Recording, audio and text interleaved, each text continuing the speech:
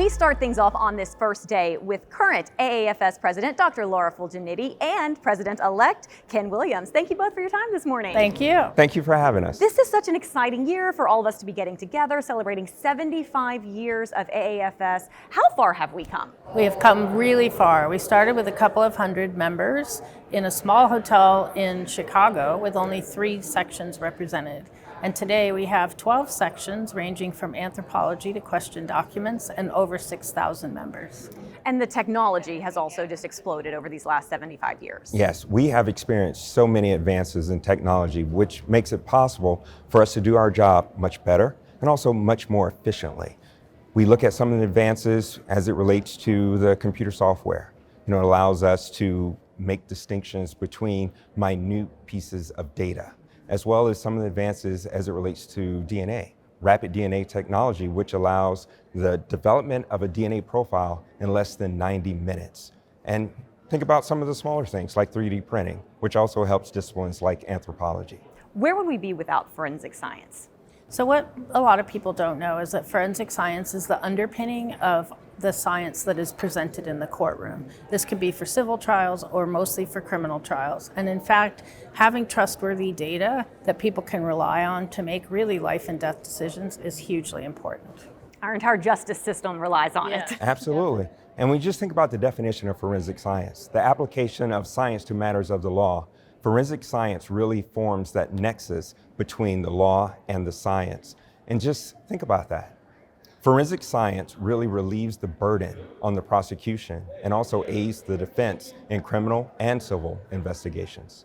Laura, you have mentioned here previously that science has been under attack, especially over the last several years. How do we combat that problem and prove to the general public that science does in fact work?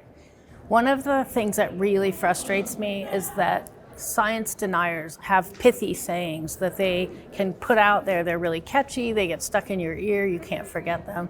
And I think that's what's wrong. Scientists, we need to come up with some of those bumper stickers or mugs, to get people to recognize that science is really important and it can be relied upon. That's the most important thing. If you think about people making decisions about whether or not to get a COVID test or a COVID vaccine, and their life depends on it, but they don't trust the science underlying it, that to me is a real disconnect. We need to fix that. And forensic science is facing that same problem. Ken, you're our incoming president here, so you have the next year ahead of you. Is that also a topic that you think is going to be at the top of your mind? Well, science works, like our current president said, is at the underpinning. But my theme for the upcoming year is justice for all, which is also one of those overarching themes that we have to keep in mind as we do our job on a daily basis. Justice for all, not just justice for the alleged victim or the defendants, but justice for all. Laura, looking back over this last year as you've served as president, anything that sticks out to you, something you're most proud of? The thing that I'm the most proud of is the new status that we have, professional affiliate, where we've allowed individuals who play a supporting role to forensic science, who work at forensic science every single day. They are now welcome in the academy, and we are looking forward to the diversity that they're going to bring to us. A question for both of you. In your opinion, what do you think is the biggest obstacle, the biggest challenge for the forensic science community right now? Public perception.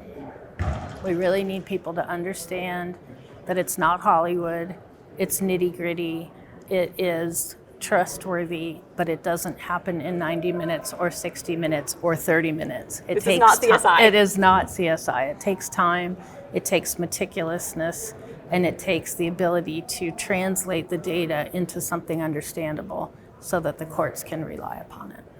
Ken, we started off talking about what all we've accomplished over these last 75 years. What are you looking forward to over the next 75 years?